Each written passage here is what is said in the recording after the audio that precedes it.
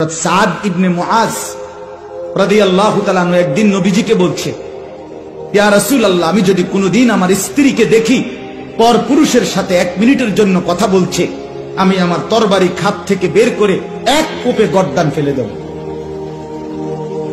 সাহাবীরা, হাদিসে আছে, সাহাবীরা চিৎকার করে উঠছে আল্লাহু আকবার কইয়া খুশিতে। আরে কইলো কি রে? নবীজি তখন হাদিসে আছে, নবীজি সাল্লাল্লাহু আলাইহি সাল্লাম বললেন, আতাজাবুনা মিন গায়রাতি সাদ, আরে তোমরা আমার সাদের গায়রত, আত্মমর্যাদা দেখে অবাক হলা? অবাক হলা? এই তখন নবীজি বলছে, ওয়াল্লাহি আনা আযিয়ারু মিনহু, আমি মুহাম্মদ আমার সাদের চাইতে আরো বেশি গায়রতওয়ালা, আত্মসম্মানওয়ালা। এরপরে বলছে, ওয়াল্লাহু আগিয়ারু মিন্নি, আর আমার আল্লাহ এর চাইতে বেশি, আমার চাইতে বেশি আত্মসম্মানওয়ালা আমার আল্লাহ।